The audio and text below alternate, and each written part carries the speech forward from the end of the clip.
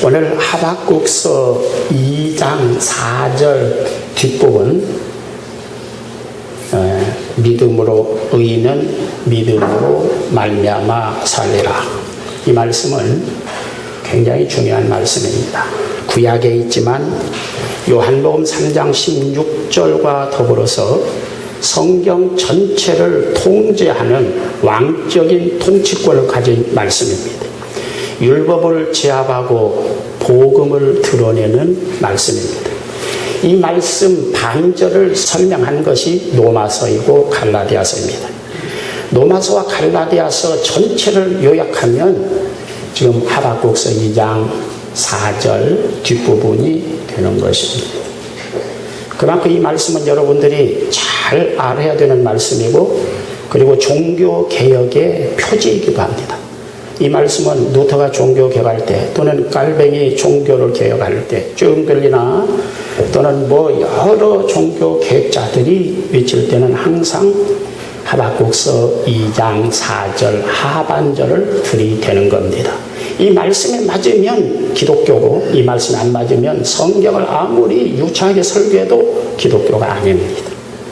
그래서 이 말씀에 의해서 유대교와 기독교가 갈라지는 겁니다. 유대교도 성경을 가지고 있습니다. 이 말씀에 의해서 천주교와 개신교가 갈라지는 겁니다. 천주교도 이 성경을 가지고 들먹거리지만 이 말씀에 안 맞기 때문에 천주교와 개신교가 갈라진 겁니다. 구약과 신약이 갈라지고 참복음과 거짓복음이 갈라집니다. 또 극단적으로 말하면 참신자와 구원받을 신자와 교회만 다니는 가짜 신자를 구분하는 말씀이기도 합니다. 이 말씀이 얼마나 정말 중요한 말씀이고 간단하지만 깊이가 무궁무진한 영적인 의미를 가지고 있는 말씀인 것을 여러분들이 이해하시기 바랍니다. 제가 어디에 가서나 자신 있게 할 수 있는 설교 중에 하나가 이 설교죠. 기독교 복음에 가장 충실한 설교를 자부하는 그 자부심을 드러내는 설교이기도 합니다. 이스라엘 역사를 통틀어서 아주 대표적인 왕이 있다면 다윗 왕하고 히스기야 왕입니다. 다윗 왕은 영토를 확장하고 이스라엘 건국 초기에 사울이 실패한, 초대 왕 사울이 실패한 말하자면 신앙을 회복하고 국토를 확장하고 하나님 앞에 신정 국가로서 선민의 국가로서 위상을 드러낸 왕입니다. 그러나 이스라엘을 경제적으로 부흥시키는 왕은 누구냐면 히스기야입니다. 솔로몬이 아니라 히스기야입니다. 그래서 성서사전을 보면은 다윗의 분량보다 히스기야에 대한 기록이 2배 이상이나 지면이 많습니다. 다윗보다 위대하다는 말이 아니라 이런 일을 하고 저런 일을 하고 이것도 하고 저것도 하고 그가 한 업적을 열거하다 보니까 지면이 많아진 겁니다. 이렇게 히스기야가 우리나라에 마치 박정희 대통령처럼 이스라엘을 경제적으로 부흥시키는 기초를 왔단 말이죠. 히스기야가 죽은 다음에 40-50년이 지난 다음에 그 히스기야가 심어놓은 기초를 놓은 경제 부흥이 활성화되어 가지고 이스라엘 사람들이 잘 먹고 잘 사는 그런 어떤 경제 부흥이 일어난 겁니다. 박정희 대통령이 죽은 다음에 한 30-40년 지나니까 오늘 우리들이 40-50년이 지난 우리들이 오늘날 경제 발전의 열매를 거두는 것과 같은 그런 일이지요. 그렇게 잘 먹고 잘 살다 보니까 막 백성들이 돈 맛을 알았어요. 그전에는 말이죠, 좀 가난해도 믿음을 중심에서 해석하고 인생을 살았는데 이제 돈 맛을 알다 보니까 사람들이 돈에 눈이 뒤집혔어요. 돈이 있으면 절제할 것 같은데, 만족할 것 같은데, 돈이 있으면 더 욕심에 사로잡혀서 더 무서운 악질이 되는 것이죠. 또 세상 맛을 알았습니다. 권력 맛도 알고요, 여자 맛도 알았습니다. 술 맛도 알고요, 쾌락과 향락에 빠졌습니다. 그래서 1장 3절에 보면 여자를 겁탈한다고 겁탈이라고 하는 말이 나오고 2장 5절에 가서 보면 술을 즐겼다는 말이 나오고 1장 15절에 보면 돈을 긁어 모으는 데 정신이 없다는 말이 나오고 2장 9절에는 큰 집을 짓고 큰 교회를 짓는 일에 말하자면 정신이 헷가닥했다. 그런 말들이 줄줄이 나오는 것입니다. 자, 이런 때 이게 말이죠. 경제적으로 막 하니까 믿음이 더 좋을 것 같지만 여러분 기억하십시오. 부자가 되면 살기 좋으면 믿음이 좋아질 것 같지만 절대로 좋아지지 않습니다. 그래서 부자가 천국 가기 어렵다는 말을 예수님은 보통 하신 말씀이 아닙니다. 그러나 기적이 일어나야 된다. 그래서 여러분들이 부자가 되려면 더 많이 기도하고 더 많이 하나님 말씀 보고요. 믿음을 잃어버릴까 고민하고 두려워하지 않으면 부자는 되었을는지 모르지만 지옥 갑니다. 지금 이 시대에 기독교가 막 국가가 부흥하고 막 교회가 부흥되면 신앙이 잘 될 것 같죠? 절대 큰 교회는 절대로 부패합니다. 절대 권력은 절대로 부패하는 것처럼 절대 큰 교회는 절대로 바른 설교를 할 수 없습니다. 그것은 모든 기독교 역사가 교회사가 증명하는 것이 교회뿐 아니라 모든 불교의 역사도 증명하는 바입니다. 이것을 여러분이 간과하면 안 되는 것이죠.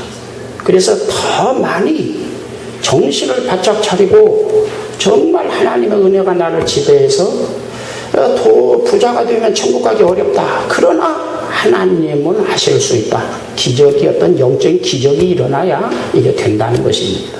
그래서 더 많이 부자가 되려거든 기도를 더 많이 하십시오. 은혜를 더 받지 않거든 부자 되지 마세요. 나는 그런 목회도 하려고 여러분들에게 그런 설교를 하지 않아요. 자, 지금 하박국 시대가 바로 경제 부흥을 막 되어가지고 돈은 벌고 막 돈이 많으니까 막 즐기고 향락에 빠지니까 여자 뭐 큰 집 짓고 막 돈을 긁고 막 그냥 모으려고는 이런 아주 그냥 시대 정신에 사로잡혀서 이때의 외침 선지자들이 이사야 선지자라든가 에레미야라든가 하박국 선지자라든가 호세아 선지자 같은 분들이 일어난 겁니다. 이 사람들이 다 제명에 못 산 사람들이죠. 막 책망하니까 다 죽인 거죠. 자, 그 사람들은 말합니다. 여기저기서 이런 특히 하박국 선지자 같은 사람은 하나님을 향해서 하나님 이게 뭡니까? 정말 하나님 계시진 않은 겁니까? 이건 도대체 이 성경 안 맞잖아요. 선한 사람, 하나님 잘 믿는 사람이 잘 된다고 그러는데 슬프니까 악질들이 잘 되고 엉터리 신자들이 잘 되고 선한 신자들은 다 가난뱅이고 굶어 죽기 직전이고 이게 뭡니까? 하나님이 정말 계신 겁니까? 이러한 항의를 하는 겁니다. 그 시대를 고발하는 선지자죠. 1절부터 한번 보겠습니다. 자, 기도하면 응답하신다더니 왜 기도 응답 안 하십니까? 제대로 된 하박국 선지자 같은 분이 기도를 하면 응답하셔야 되지 않겠어요? 그런데 왜 기도 응답 안 하십니까? 막 기도 응답은 내가 견디다 못해서 기도하다가 안 돼서 막 고리고리 소리를 질러도 하나님은 왜 기도 응답을 안 하십니까? 내가 가짜 선지자입니까? 좀 그렇게 시작하죠. 왜 불의한 사람들이 권력을 잡고 돈을 벌고 성공하고 믿음 좋고 정의로운 사람은 가난하고 밑바닥 인생을 살고 하는 일마다 실패합니까? 왜 악한 사람은 번성하고 바른 사람이 가난하고 고난을 당해야 됩니까? 정말 하나님이 살아계십니까? 정말 하나님이 인간의 생사복을 주장하시는 것 맞습니까? 정말 하나님께서 역사를 섭리하시고 계십니까? 하나님이 능력이 없어졌습니까? 왜 이렇습니까? 왜 심판하지 않고 방관만 하고 계십니까? 하나님께서 몰라서 그러신 줄 알고 내가 일일이 그들의 죄악상을 드러내서 처리하는 방법까지 다 하나님 앞에 가르쳐 드려도 왜 안 합니까? 웃기는 이야기죠. 하나님께서 몰라서 그러신 줄 알고 내가 다 정보를 전부 다 주고 이렇게 처리하면 됩니다 이렇게 방법까지 가르쳤는데 왜 하나님은 가만히 계십니까? 왜 심판하지 않습니까? 3절 4절 하나님께서 이렇게 침몰을 하시니까 그놈들이 지네들이 옳아서 옳다고 주장하고 분쟁 변론거리가 생겼습니다. 그놈들은 떼지어 달려들어서 나에게 말합니다. 봐라, 내가 우리들이 오르니까 사업도 잘 되고 돈도 벌고 아주 성공하고 권력도 잡지만 너는 말이야 하나님 앞에 네가 틀렸기 때문에 하나님은 기도에도 응답도 안 오시고 너를 따르는 신자들도 몇 명 되지도 않고 네가 틀리고 우리가 맞은 거야. 우리가 참 하나님 참 좋은 신앙을 가지고 있는 것이고 네 신앙이 틀린 거야 임마. 이렇게 대들고 나는 하나님 앞에 바로 서 있다는 확신을 가지고 있기 때문에 서로 내가 옳다고 투쟁이 일어나는 말다툼이 일어나는 지경에 이르고 말았습니다. 이런 하나님의 미온적인 태도 때문에 선밀 이스라엘의 간악, 폐역, 겁탈, 강포가 판을 치고 있습니다. 이 네 단어가 하박국 이스라엘, 그 당시에 이스라엘에 아주 횡행하는 대표적인 죄입니다. 강포 1장 2절, 3절, 9절, 2장 8절, 17절 여러 번 강포란 말이 나옵니다. 그 다음에 3절 간악이란 말, 그 다음에 1장 3절 13절 폐역이란 말, 1장 3절에 겁탈이란 말이 나오죠. 대강 그 뜻을 살펴보도록 하겠습니다. 강포란 말은 하마스입니다. 노아 홍수 때에 하나님께서 그 시대를 심판할 수밖에 없는 죄목이 뭐냐면 강포입니다. 노아 시대에 그 죄를 하나를 지적하면 들이대면 강포입니다. 이 강포란 말은 하마스이고 통째로 혼자 독식하는 것, 통째로 잡아먹는 겁니다. 뱀이 개구리나 이런 걸 잡아먹을 때 통째로 삼키죠. 찢어먹지 않습니다. 또 설사 닭을 먹더라도 털도 뽑지 않고 그냥 삼킵니다. 무슨 영화인지 모르겠어요. 뱀이 큰 돼지를 그냥 삼키는 그런 그 영화를 봤어요. 그냥 큰 뱀이 돼지를 그냥 조금 입에다 넣고는 한참 있다가 한 20cm 삼키고 그 다음에 한참 있다가 해서 해가지고 배가 이렇게 막 나오는 그런 영화를 본 일이 있습니다. 돼지 먹는데 뜯어먹지 않아요. 통째로 삼킵니다. 이 강포란 말은 강자가 약자를, 약한 자 이것을 통째로 다 집어삼키는 겁니다. 성경의 정신은 나눔에 있습니다. 아셨습니까? 통째로 삼키는 정신은 약육강식에 근거한 진화론적인 사고방식입니다. 오늘 기독교는 창조론하고 진화론이 상반된 것을 여러분 아시죠? 창조론을 주장하지만 그 논리체계, 가치관, 주장하는 설교의 강조점은 진화론적입니다. 여기에서부터서 지금 기독교가 문제가 생기는 겁니다. 강포.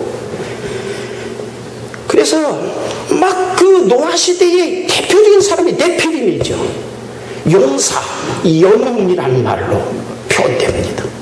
이 네피림이라는 말은 우리가 거인족이라고 우리가 번역을 하지만은 사실은 그 뜻은 본래 뜻은 벌목꾼입니다. 그러니까 벌목꾼이 쫙 그 나무를 쓰러뜨리듯이 약자를 쓰러뜨려서 전체 약자를 잡아먹고 거인이 되고 강자가 되고 커지는 것을 의미하는 겁니다.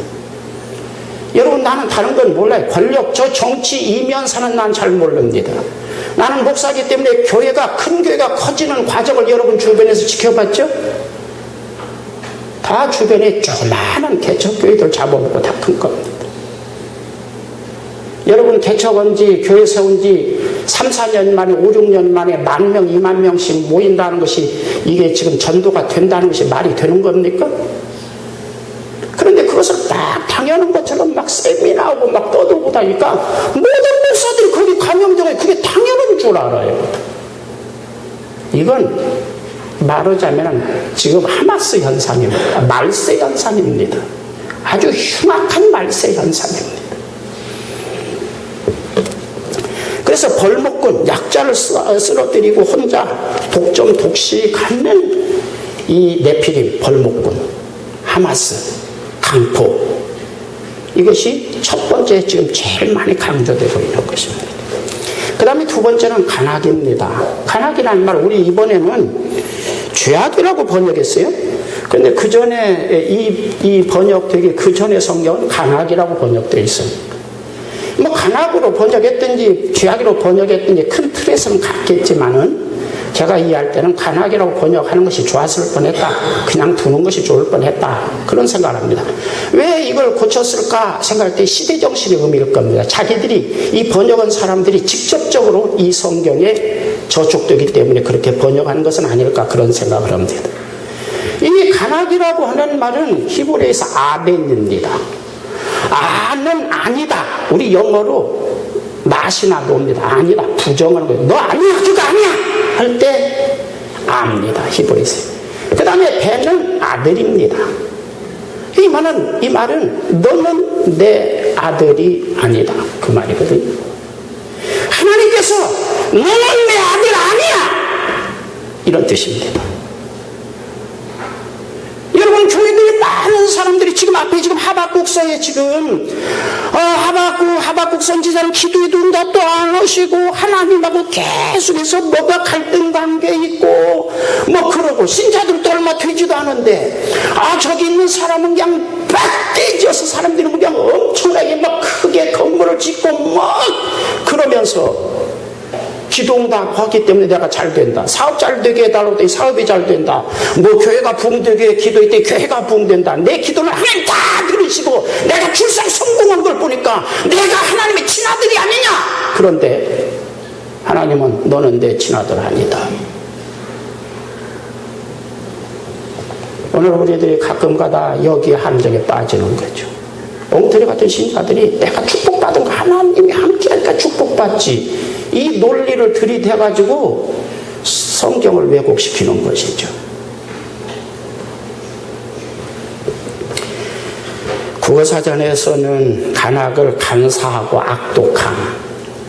제가 어제 5편을 찾아봤어요. 저 5편을 오랜만에 찾아봤는데 간사할 간 또는 요구할 간, 간음할 간 그럽니다. 어떤 자기 목적을 가지고 집요하게 계속해서 요구하는 것도 간사할 간자를 쓰는 것이죠. 자연적으로. 그런데 이 자는 한문에서 그 의미 글자잖아요. 뜻 글자입니다. 여자요. 계집녀라고 하면 기분 나쁘겠죠. 우리 학교에서 옛날에 계집녀면은 여자애들이 6학년 때인가 몇 학년 때 계집녀 그러니까 여자여 진짜 계집녀가 아니다. 그래가지고 뭐 말 같은 거 그런 일이 있습니다. 뭐 계집녀든 여자여든 어쨌든 간에 여자여 옆에다가 일천이라고 하는 일천천자를 붙인 겁니다. 여자가 1000명이다 그런 말이죠. 대의나 옳음을 생각하지 않고 자기 욕심을 중심으로 해서 생각하는 사람, 소인배를 의미할 때 소인배나 여인을 똑같은 의미로 취급합니다. 한문에서 보통. 그러니까 소인배, 자기 이익과 자기 성공과 자기만 생각하고 다른 사람 죽든지 말든지 국가가 망하든지 말든지 그냥 뭐 교회가 망하든지 말든지 하나님이 망하든지 말든지 내가 잘 먹고 잘 살기만 하면 된다고 하는 소인배적인 생각을 가진 신자가 1000명이나 못다. 얼마 전에 구미호라고는 내 여친은 구미호로 무슨 구미호 드라마가 있었던 것 같아요. 이름이 어쨌든 구미호 어쩌고 그런 것 같았어요. 구미호가 뭡니까? 여우가 말이죠. 아주 그 아웅날이 들어앉은 여자다. 그런데 말하면 그 둔갑을 자유자재로 막 자기가 원하는 대로 그냥 개도 됐다가 사람도 됐다가 이런 사람도 됐다가 저런 사람도 됐다가 그런 둔갑수를 아주 그냥 자유자재로 하는 그런 여우를 구미호라고 합니다. 그런데 이 성경은 이 간살간자는 그런 구미호 여우가 들어앉은 여자가 1000명 정도 있다. 그러니까 얼마나 무서운가 한번 생각해 보십시오. 이건요, 이런 뜻을 가지고 있습니다. 북한에서 우리나라에 침투한 간첩이 이제 겉으로는 대한민국의 아주 오늘 그전에 대학교 교수 뭐 그냥 통일 자문위원도 하고 막 그런 말끝마다 나만 어떻고 그냥 애국을 이야기하고 뭐 그냥 충성을 이야기하고 뭐 아주 그러지만 이 사람 속에는 뭐예요? 간첩이에요. 대한민국을 넘어뜨리고 망하게 하려고는 어떤 목적을 가지고 있지만 겉으로 그걸 드러내면 자기가 말하자면 죽으니까 자기 보신책으로 충성 이야기하고 그 애국을 이야기하고 뭐 그냥 어떻게 봉사를 이야기하고 뭐 자선단체에 다 기부금을 막 내고 그러지만 속은 대한민국을 망하게 하는 뒤통수를 치는 이런 사람이죠. 이것은 교회도 똑같습니다. 교회가 사람이 많이 모이게 할 목적으로 선교나 구제를 바꿔줄 수 있습니다. 여러분, 교회가 큰 교회들이 선교 많이 정말 선교를 열정 가진 교회도 있을 겁니다. 정말 구제에 대한 열정을 가진 교회도 있을 거예요. 그러나 막 그것을 떠드는 교회가 사람들이 모인다는 그 어떤 뭐 때문에 시민들을 이용해서 막 떠드는 겁니다. 마치 국회의원이 막 애국을 막 떠들지만 실은 나라 팔아먹는 이완용 같은 사람이 제일 많이 사용한 것이 애국이라는 말입니다. 그러니까 실제적으로 겉으로 그가 위치는 그것이 진실이 아니라 그 속이 진실이거든요. 지금 여기에서 간살 간자는 자기 목적을 이루기 위해서는 어떤 때는 그냥 남을 죽이기도 하지만 자기 목적을 이루기 위해서는 웃으면서 애국자인 것처럼 마치 정말 하나님 앞에 충성스러운 신자인 것처럼 자유자재로 자기를 둔갑시킬 수 있는 그런 능력을 가진 사람을 간자라고 붙이는 것입니다. 그렇기 때문에 이 아벤이라는 말은 죄악이라고 번역하기보다는 간악이라고 그 전에 성경처럼 번역했었으면 더 좋을 뻔했었다. 그런 의견을 나는 개인적으로 가지고 있습니다. 어떤 큰 부자가 아들이 없단 말이에요. 근데 교통사고 나서 혼수 상태에 있단 말이에요. 그랬더니 어디서 내가 아들이다 라고 주장하는 사람이 한 2명 나타났어요. 그 친아들인지 아닌지 이제 본인은 혼수 상태에 있으니까 이게 말이죠 굉장히 문제가 생길 거 아니겠습니까? 그런데 말이죠 그 혼수 상태에 있는 사람이 번쩍 눈을 떠가지고 쓱 하더니 임마! 네가 왜 내 아들이야? 너 누구냐? 그때와 같은 말씀입니다. 이 말씀이 하나님이 직접 너 누구냐? 이렇게 말씀해야 되는데 하나님은 말씀 안 하시잖아요. 하나님이 직접 너 틀렸으면 너는 아니야 이렇게 직접 말씀해 주셔야지 하박국처럼 이렇게 해야 되는데 그런 말씀을 안 하신단 말이에요. 그러니까 내가 진짜 아들이다 막 내가 믿음이 좋다 충성서 막 일어나는 가짜 선지자들은 이런 것들이 득세하고 진짜 선지자들은 쪽을 못 피는 그런 형국이 되었단 말이에요. 그래서 하박국이 지금 이야기하는 거예요. 하나님이 직접 야 너는 내 아들이 아니다 이렇게 직접 말씀 좀 해달란 말이에요. 하나님이 안 하시니까 내가 너 아니야 너는 틀렸어 이야기 막 그러는데 그 사람들은 왜 내가 아니야 인마 내가 잘 사는 거 사업이 잘 되고 성공을 보면 인마 축복받은 거 보면 몰라 내가 진짜지 이러니 이거 말다 두면이 답답해 죽을 노릇이다 이거죠. 지금 하나님께서 너는 내 아들이 아니다 이 간악한 놈아 아벤이 그런 말이거든요. 이렇게 안 하시단 말이 좋으시지. 여기는 이 목사가 동감입니다.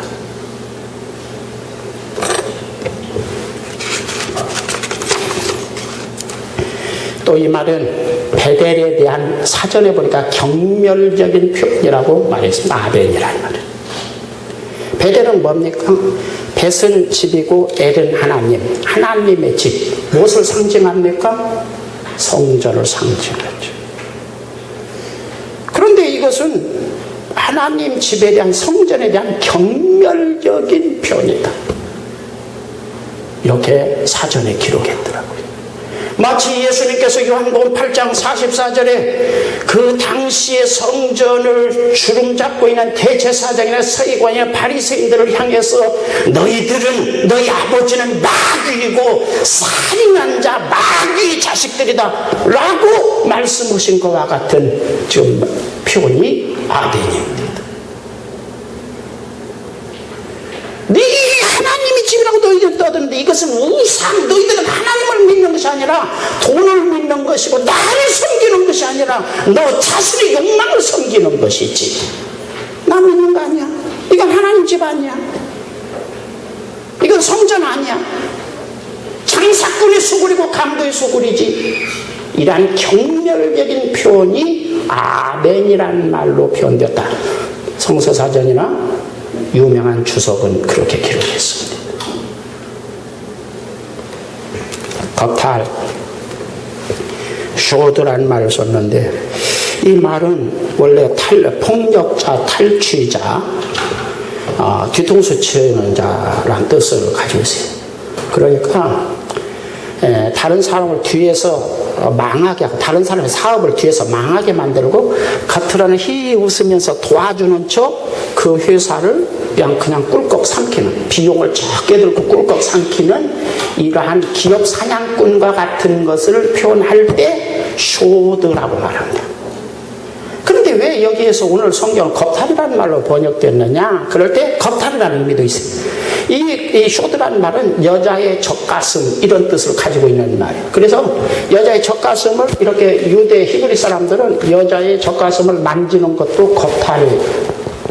성폭력, 요즘 우리 성폭력이라는 말 잘 표현했습니다. 겁탈에 해당한다고 이해했기 때문에 겁탈이라는 말로 번역되었지만 사실은 폭력자, 탈취자, 다른 사람을 망하게 하고 뒤에서는 망하게 하고 겉으로는 돈난 척 하면서 아주 100억 원짜리 회사를 한 1000만 원에 그냥 슬쩍 집어삼키는 것과 같은 이러한 술수를 부리는 사람을 쇼드라고 말했습니다.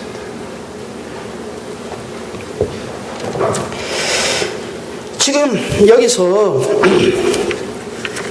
오늘 우리가 사회도 그렇고 회사도 그렇고 그렇지만 나는 교회뿐이 잘 모르니까 교회 실상을 봐도 이런 식의 부흥을 그냥 계속해서 합법화시키고 당연한 것처럼 막 떠든다는 말이죠.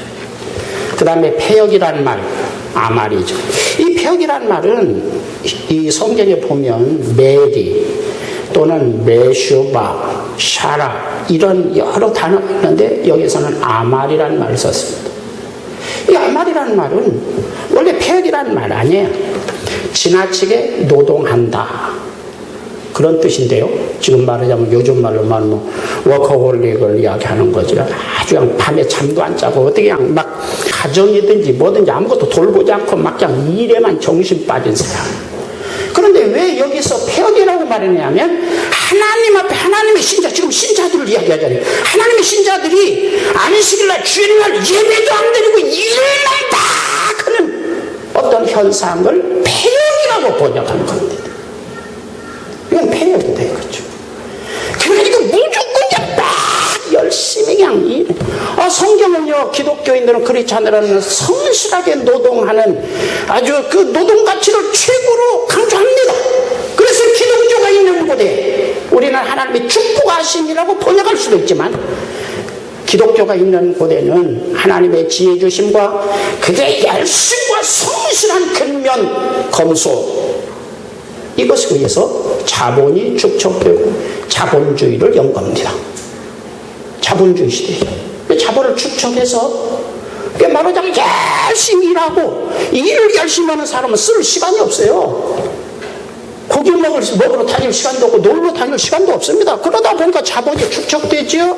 그 자본을 가지고 교회도 세우고 학교도 세우고 선한 사업도 하는 이 자본주의의 기독교의 그 원칙, 막스 베버 같은 사람이 자본주의에 대해서 그걸 잘 지적했습니다.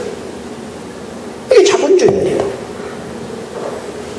그런데 막 열심히 근면 성실하게 일하는 것을 부정하는 것이 아니라 신자에게 있어 최고의 가치는 하나님 앞에 예배드리고 하나님을 섬기고 이러한 것이 이런 인생의 가장 중요한 의미라고 부여해야 되는데 아주 그냥 예배도 잃어버리고 하나님 앞에 뭐 그냥 하나님을 섬기는 뭐 이런 것도 다 잃어버리고 주일날도 그냥 일 열심히 하는데 중독된 현상을 성경에서는 폐역이라고 번역하는 것입니다.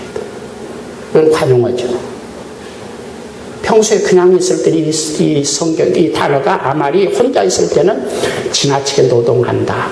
뭐 이런 뜻이지만 신앙과 결부하면은 폐역이라고 번역되는 겁니다. 오늘 여러분들은 폐역한 사람 아닙니까, 혹시? 여러분, 나는 폐역한 사람 아니야. 그런데 여기서 하나님 신자로서 하나님 앞에 당연히 해야 될 영적인 이런 것들을 무시하고 열심이라는 것은 성경 하나님은 폐역한 것으로 간주하신다. 그걸 이해를 해야 되겠습니다. 그래서 2장 5절을 보십시오. 그는 술을 즐기며 교율하고 교만하여 가만히 있지 아니하고 그 욕심을 음부처럼 넓히며, 음부라는 말을 공동묘지라고 번역을 했으면 좋겠습니다. 스월처럼 넓히며, 스월이라고 번역됐으면 이번에 2장 5절 이번엔 수월처럼 수월이 뭐냐면 공동묘지, 죽은 사람을 묻는 곳, 그런 곳이죠. 죽은 사람이 거하는 곳. 그러니까 지옥이란 뜻도 있을 수 있고 공동묘지란 뜻도 있을 수 있습니다. 전쟁이 일어나서 많은 사람이 죽으면 막 땅에다가 묻는데 땅은 얼만큼이고 묻어도 그냥 얼만큼 죽은 사람을 가져다가 묻어라. 막 공동묘지의 죽음의 영토를, 사막의 영토를 공동묘지 영토가 넓히는 것처럼 욕심을 가지고 막 죽이고 빼앗고 해서 자기의 어떤 죄악의 영토를 넓히는 이런 사람. 그래서 이것을 우리 성경적으로 지금 하박국서가 말한 대로 그대로 해석하면은 막 그냥 자기 욕심이 목표한 거, 요즘 말하면 꿈과 비전 어떤 걸 세우고 그것을 이루기 위해서는 옆에 친구 것도 다 빼앗고, 가까이 웃으면서 친구 것 빼앗고, 자 친구 것 다 빼앗았나 싶으면 안산시 전체 것을 내가 그냥 독점해야 시원하고, 안산시 것 다 독점했으면 경기도 있는 모든 것을 내가 독점해야 시원하고, 경기도 것을 다 독점했으면 대한민국 것을 전부 다 독점해야 시원하고, 여기 보면 국제적이잖아요. 세계적입니다. 국제적. 온 세계의 것을 내가 전부 다 독점해야 직성이 풀리는 욕심의, 자기 욕망의 영토를 넓히기 위해서 사람의 도리라든가 신앙이라든가 친구라든가 이런 것들을 다 죽이고 빼앗는 아주 간악한 악질적인 이 사람을 지금 이야기하고 있는 겁니다.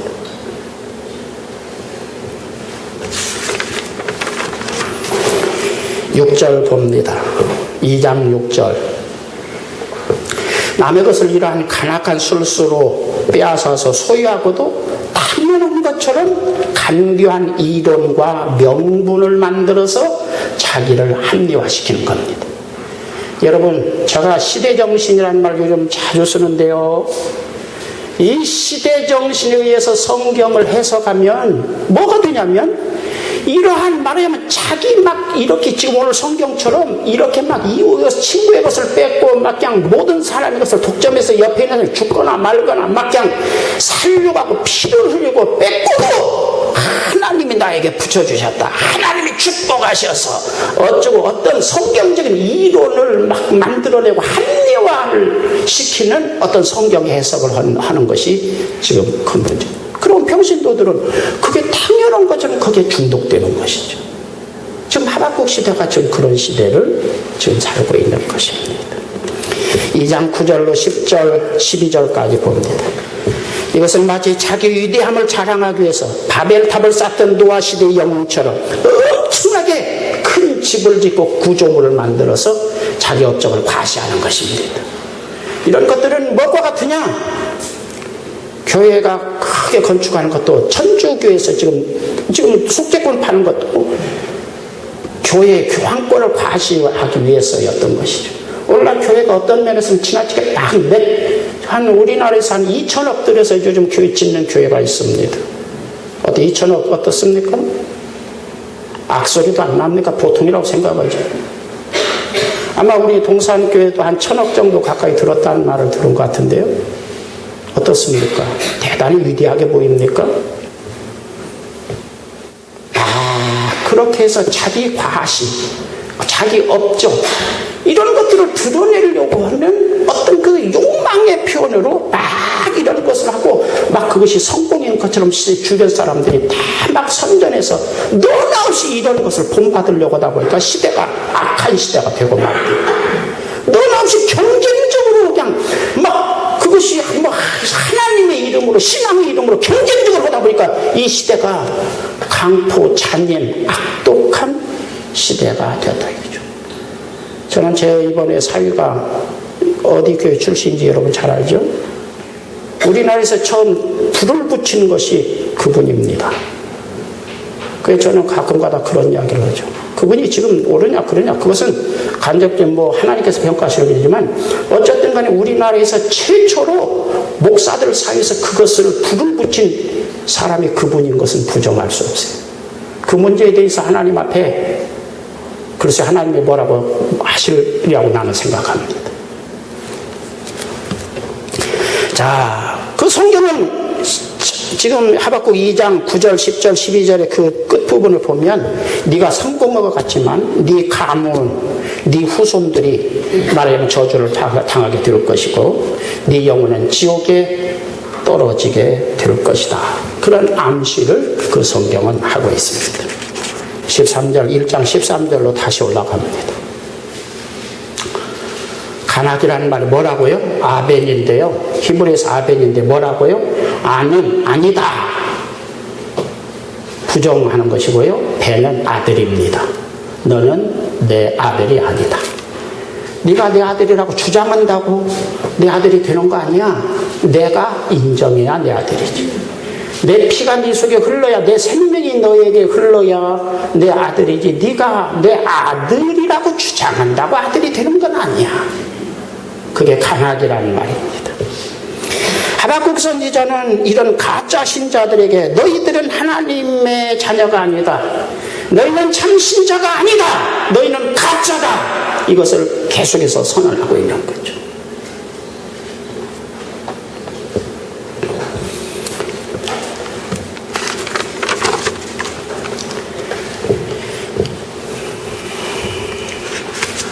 (3절) 1장 3절에 아까도 말했지만 하나님 저런 가짜들하고 내가 토론하고 변론하고 누가 진짜냐 나더러 가짜라고 그러고 나는 네가 가짜 너는 하나님의 친아들이 아니다.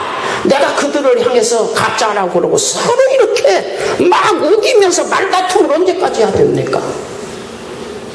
그들은 너는 하나님 앞에 기도해도 응답도 없고 너는 네 신자도 얼마 되지 않고 초라하고 가난하니까 너는 참 신자가 아니다.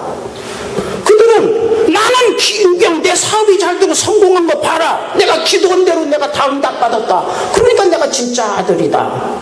이렇게 막 주장해서 지금 이게 말다툼을 하고 막 서로 그냥 오르냐 그러냐 말다툼 하는데 이거 결론도 나지도 않고 말이죠. 서로 이렇게 우기니까 이런 지경으로 언제까지 가야 됩니까? 내 생각은 이렇습니다. 하박국이 선지자인 거예요. 하나님이 정 계시다면 내 기도를 즉각 응답해 주시든지 아니면 저놈들은 그냥 편하게 막 때리든지 아니면 그냥 길 가다가 그냥 아무리 정신 차려 운전을 들이 옆에 술 취한 놈이 그냥 그냥 뭐 10톤 20톤 짐 실은 트럭까지 확 깔아 뭉개서 그냥 교통성에 향수에 막 줄줄이 죽게 만들던지 뭐 이렇게 해야 지금 하나님의 살아계신식이 드러나가지고 그냥 이런 지꺼운 삶 아이고 무섭다 아이고 조심해야지 자칫 잘못 나도 죽을는지 모른다 그렇게 하면 되게 말이지 나도 설교할 때 말이지 쉽게 설교할 거 아닙니까? 왜 이렇게 지금 하나님 두루뭉실해가지고 이렇게 하니까 저런 것들이 막 지네들이 옳다고 막 떠들고 막 그냥 크니까 사람이 많이 모이니까 옳다고 막 떠들고 거짓 선지자들이 판치고 막 대드는데 왜 이런 하나님 어디 있습니까? 그때 하나님의 응답하신 말씀이 오늘 말씀입니다. 지금 2장에 들어가면 이렇게 내가 하면 하나님이 입이 있어도 하실 말씀이 없을 거예요. 지금 2장에 들어오면 1절부터 그런 말씀입니다. 내가 내 질문에 하나님께서 어떻게 대답하실는지 한번 2장 1절 보십시오. 뭐 하나님께서 뭐라고 대답하시는지 내가 한번 두고 봐야 되겠어.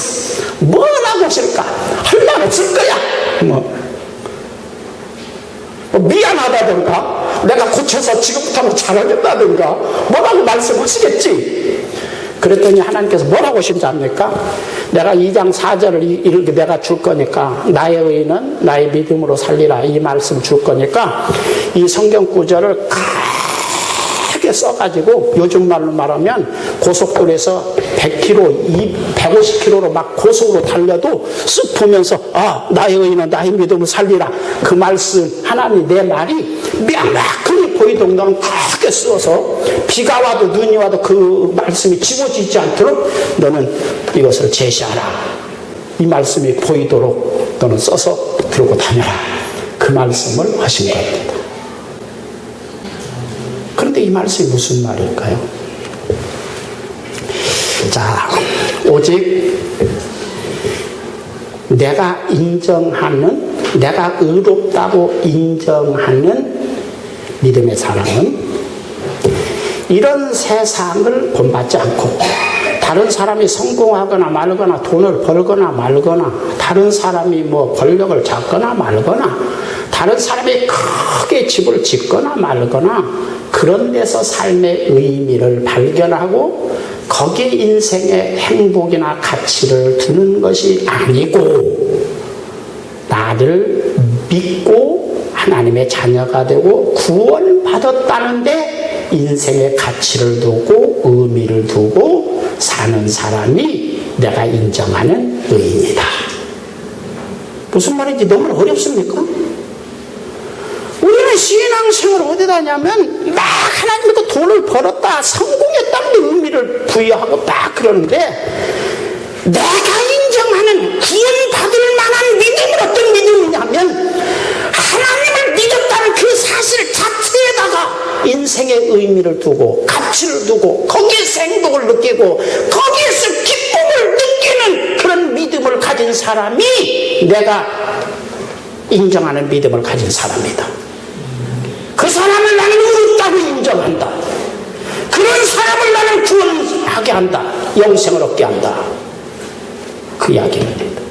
저는 중국의 그 신학교에 가서 그전에 한참 강의를 할 때 거기 갔더니 거기 있는 교육자 그 가정교회 그 지도자들이 찬송을 부르는데 뭐 무화과 나무 열매가 없을지라도 어쩌고저쩌고 들으면서 난 거기서 처음 들었어요.